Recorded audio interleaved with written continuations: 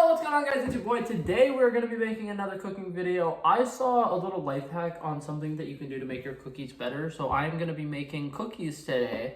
So let's do it. Alrighty, so for good cookie dough, you are going to be needing two separate bowls, one for the dry mixture, one for the wet-ish mixture. I'm going to tell you exactly what you're going to put in each of these. For the dry one, we're going to start with that. We're going to go ahead and put 3 cups of flour in here.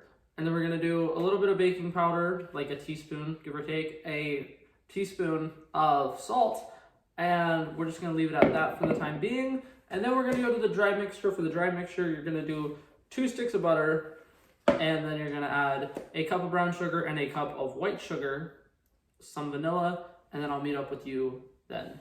Oh, also 2 eggs. You're going to add 2 eggs to this.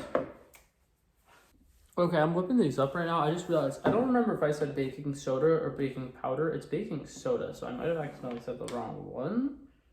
So if I did, I'm sorry about that. Alrighty, so now I have 2 mixtures. I have a wet-ish mixture and a dry mixture. I just realized, I forgot to mention this, you want to put the wet mixture in a bigger bowl because you're going to be adding the dry stuff to the wet stuff.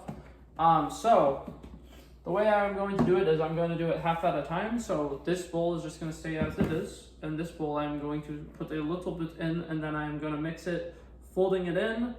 And then you're going to mix this up until it gets like to a nice even consistency. And then you'll add the rest of the flour mixture to it as well. And then fold that in. And then it'll be time to chop up my chocolate for the chocolate chips, because I apparently do not have chocolate chips. So this is gonna be fun, very, very fun. Alrighty, so my dough is all mixed together. I don't have chocolate chips, so I'm gonna be having to chop up chocolate. So for one, I'm gonna take an actual regular bar of Hershey's chocolate, and then I don't think this is gonna be nearly enough. So I'm also going to get these dark chocolate things. I'll show you what they are in a second. Hold up, give me. No idea what these are. They're called pralines. I don't know. They're dark chocolates with some yummy nutty inside. I have no idea what this is, honestly. I'm just gonna chop it up because I know really good chocolates, really good chocolate chip cookies have a combination of dark chocolate and milk chocolate, so that's what I'm doing. So I'm gonna get a cutting board, finally chop those up, add those to my dough, and then I'll meet you in a second after that.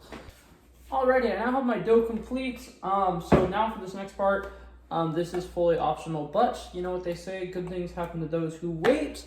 If you want to, go ahead and cover this up with plastic wrap and put it in the fridge for anywhere from 30 minutes to an hour. The way that I typically will do this, if I need to chill something for 30 minutes, I will cover it up in plastic wrap, I'll put it in the fridge, and then I'll go on to Disney Plus, and I will take my time picking on something to watch, and usually by the time I've actually made a decision, it's been 30 minutes. So I'm gonna go ahead and do that, and then around like 20 minutes, if you're only chilling it for 30 minutes, just 10 minutes before you take it out, you want to go ahead and preheat the oven to 350, and then I'll meet you up. And then I'll meet up with you guys then. Alrighty, we are back. So now for the hack that I mentioned at the beginning of the video, it's finally time to show you what I'm going to do. So I saw a video of somebody making cookies, and in the comments, there was a message from a baker that says, hey, if you want some extra advice on something to make your cookies just a little bit better, it says to put a little bit of salt underneath where you're putting the dough. So I'm just gonna lightly salt the bottom of this pan. And then I'm going to put my dough down.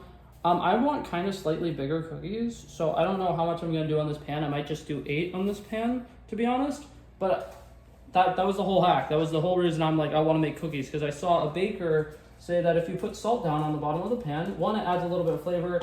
It'll make the bottom a little extra crunchy, while still allowing the top to be the soft, gooey, and chewiness that, you know, you desire when you want your cookies to be slightly raw. Anyways, I'm now going to go ahead and put the dough on these trays, and then I'm going to put them in the oven for about 8 to 9 minutes, something like that, and I'll show you them when they're done. Boogie, woogie, woogie. Boom, dop, bop, doo bop. I don't know what the fuck happened, but okay, so this side over here for the most part is relatively good, and they're like kind of like bigger, and then this side is just completely flat. And I'm very confused because, like, yeah, these are not like necessarily like thick, but they're not fucking flat. Like, those are like pancakes. What? I don't know. I'm gonna do a taste test and I'll tell you how they are. But, I don't know where the fuck I went wrong, but I fucked something up.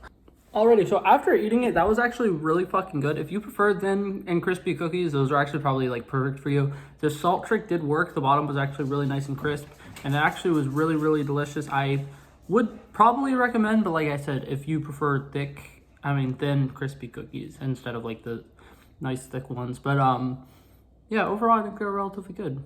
So yeah, but that's it for this video, guys. Hopefully you guys enjoyed it, and I'll see you guys in the next one. Peace out.